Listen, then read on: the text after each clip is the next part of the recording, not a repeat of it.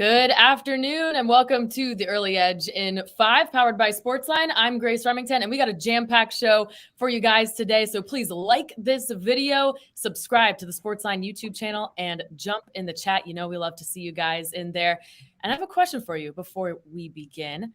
Have you been watching CBS Sports HQ? Because you really should be. Our cappers are taking over that channel, just like they are here at SportsLine. M Squared on tonight in the 6 o'clock Eastern hour. And then he and AB are back at 8 o'clock Eastern to live bet the board for MLB and whatever else comes their way. You can watch via the CBS Sports app, Paramount Plus, and also cbssports.com/live.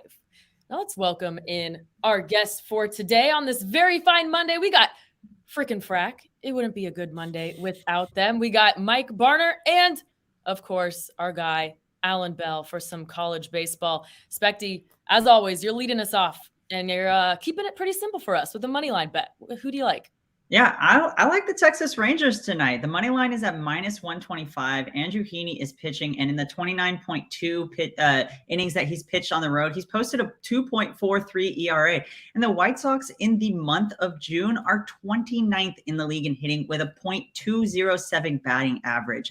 The White Sox haven't even announced their starting pitcher yet, so this could be a bullpen-heavy game, meaning we could just blow the score way up again when they're playing the number one offense in the league right now in the Texas Rangers. And that's why I like the money line at -125. All right. Thank you, Specty. Kahim Clayton in the chat says, hit the like button, y'all. Kahim, I like where your mind is at. All right. I am going to the Boston game with a K prop. You guys know me. I'm taking James Paxton over 6.5 strikeouts at -118. I played this at -12 earlier in the day. It's getting a little juice now. So just shop around, as I'm sure you do. He's made 6 starts after missing all of 2022 due to several injuries. And I think the doctors may have put a little something extra in that shoulder or elbow because his numbers are the best they've been in his career. Contact rate, lowest ever. Swinging strike rate, called strike plus whiff rate, highest ever. His velo is up. And it's a small sample size given the innings pitched this year, but his hitting numbers against the third time through the order are better than the numbers the first and second time through the order. First time that's happened to him since 2018. This Minnesota offense against lefties is just pitiful. They rank bottom 3 in every single hitting category. Their 27.4 strikeout rate is the worst in the league since May. He's gone over this number in 4 out of 6 starts. That was against Colorado, Cleveland, Cincinnati, and St. Louis, all teams with numbers very similar to this Minnesota team. So we're going James Paxton over 6.5 strikeouts. And Mikey B, you're making your bet's an easy one for us to find. You're sticking in the same game here. 1 game, 2 props, Rockies at Reds. Who you got? Yeah, let's make this really easy. You only got to go to 1 game and you can play two different. These are not EC parlays. These are 2 different ones, although you could parlay them if you want, I guess. First, we'll do Austin Gomber under 4.5 strikeouts. Got that originally at -150. It's 158 now is the best book I could find. He has a 14.5% strikeout rate this season. That is pitiful. He has 4 or fewer strikeouts in 11 of his 14 starts. Part of the problem is he doesn't last that deep into games because he has a 1.70 whip. Now, the last time he faced the Reds, he had just 1 strikeout in 4 1/3 innings. And then we'll stay in that game. We'll do Elly De La Cruz over half a run scored at -110 on DraftKings. Now, he scored at least 1 run in 8 of 11 games since being called up from the minors. We talked about Gomber's whip, and with his whip being so high, he has a 7.29 ERA. It's just insane. Now, De La Cruz strikes out a lot, but with Gomber not missing a lot of bats, that probably won't be a problem for him in this matchup. I think the Reds score a lot of runs, and De La Cruz is right in the middle of it. All right, Mikey B, appreciate you setting up that single game parlay for EC because we all know he was going to do that anyways. Yeah, I know.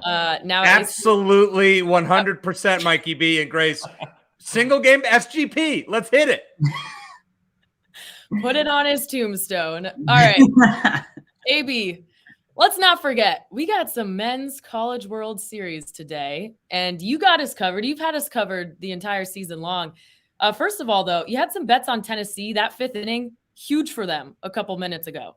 Massive, Grace. You're right. Yeah, I mean, Tennessee was down 4-0 to Stanford there. Tennessee makes a big rally there, scores 4 runs in the 5th, ties it up 4-4. We're at the top of the 6th. Tennessee hitting now.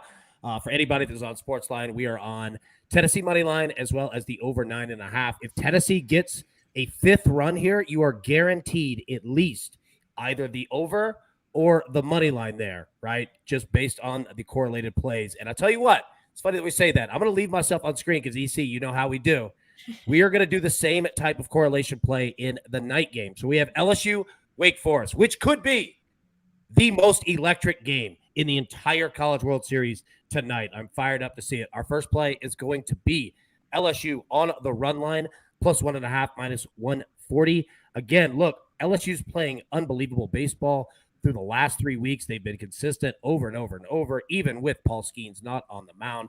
And we're also, and keep that in mind, we're also playing the over 9.5. So the way that these two are played and correlated is this. If the under hits, it's likely a one-run game. Could be either side. LSU could win it, whatever, right? But there is a great opportunity that the over smashes in this game by like the fourth inning. And LSU, either of these teams could cover this number on their own if they get hot. Now, I don't think that's going to be that crazy, but that's how we're going to correlate it. That's how we're going to play it. So let's get Tennessee a few more runs here at the top of the sixth. Let's knock these two out. Let's get these two tonight. Crush them. EC, what are your thoughts here? Oh, I love the over tonight, AB. I think that's a great play. I played over 10 because it's actually gone up at minus 110. Or it's even money at 10. And I actually like LSU. They were my pick to win the College World Series. I like them to win tonight. Not sold. I appreciate what you do with the plus 1.5, but I think I would take the plus 120 to win outright. Look at you. I love the nice way you said, hey, I appreciate what you're doing me. Hey, ding dong. I don't like it at all. Sorry, Grace, you're showing it. Hey, EC may be crazy, but he's at least a gentleman.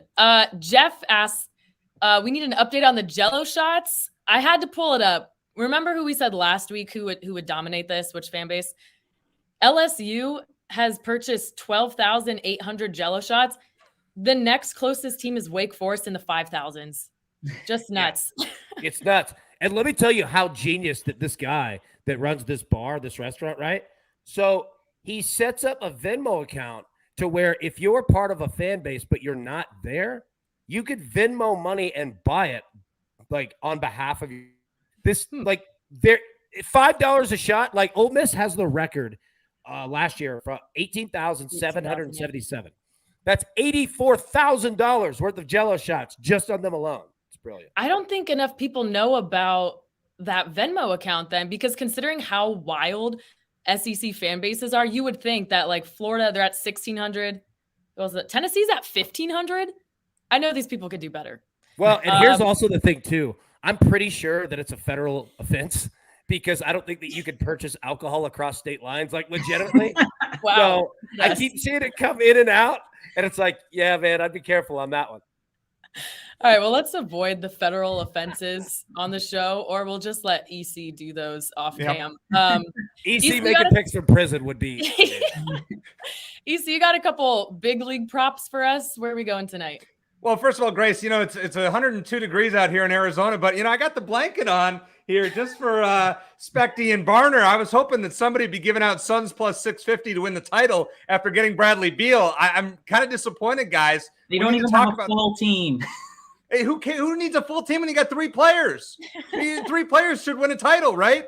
I just want to say that. But yes, we had to bring the blanket out by popular demand. All right, let's go to baseball. We got a couple of, like Mikey B, I'm going to play 2 in the same game. Willie Adames over 1.5 hits plus runs plus RBIs plus 105 against Merrill Kelly and the D-backs. So since coming off the injured list, Milwaukee's won 4 games that Adames has played in, and Adames has scored a run in each. And he's 6 of 14 lifetime against Merrill Kelly with 2 home runs. Well, I like Milwaukee to win the game for reasons I'll explain coming up next. So I assume that Adames is going to get a hit and a run in this game, and we'll hit the plus 105 prop. I also like Corbin Burns over 6.5 strikeouts at minus 120. So 6 of his first 7 starts this year, he was under this.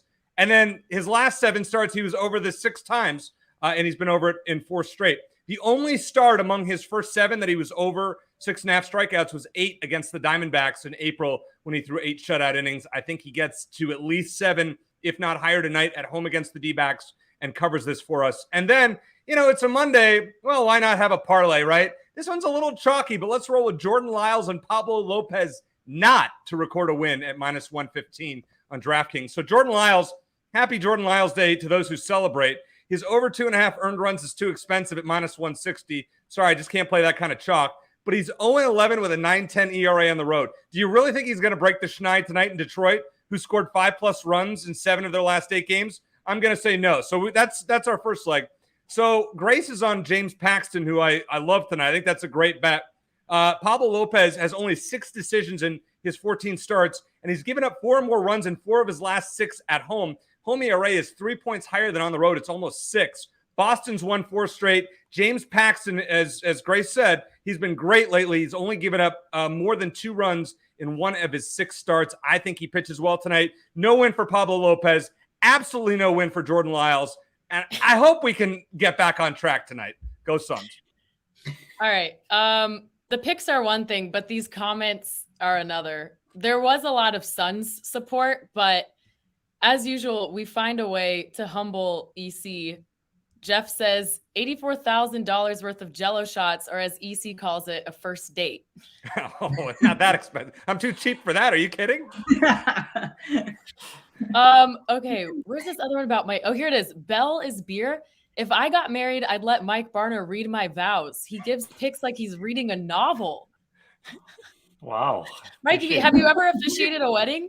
No, I have not. I'm open, I guess, if you're in the area. If you're in the upstate New York area, I guess I wouldn't turn it down. Barner would do good. Yeah, you do have a I can very handle it. soothing voice. I'm a good public I'm speaker. sure you could give picks at the same time. Read the Yeah, of course. No parlays. We're not parlaying marriages here. It's one bride, one groom. We're not. Barner, isn't a marriage a parlay? One, you one on top of No, because you become one. I just assume it just, okay. Fair. Everything in EC's life is a parlay opportunity. Yeah, exactly. Woo! And on that note, let's go to the recap screen. All right, we got Specty on the Rangers money line on the road at the Chicago White Sox minus 125. Mikey B in the same game here, Colorado and Cincy. Austin Gomber under 4.5 strikeouts at minus 150. And Ellie De La Cruz over half a run, just needs 1 at minus 105. I'm on James Paxton, Boston at Minnesota over 6.5 strikeouts at minus 118. AB's got some college baseball for us. LSU on the run line at minus 140. LSU Wake Forest over 9.5 runs at minus 110. And EC SGP Cohen, Willie Adames over 1.5. Hits, runs, RBI at plus 105. Corbin Burns over 6.5 strikeouts at minus 120. Both of those can be found in the Arizona-Milwaukee game. And then our Monday parlay, because every day needs a parlay, apparently. Jordan Lyles and Pablo Lopez to not record a win at minus 115. All right, thank you, everybody, for tuning in to this episode of The Early Edge. In 5, we will be back tomorrow morning at 10 a.m. Eastern. This crew will be back at 4. Don't forget to tune into CBS Sports HQ at 6 o'clock and 8 o'clock Eastern to see more from our guy AB plus Mike McClure.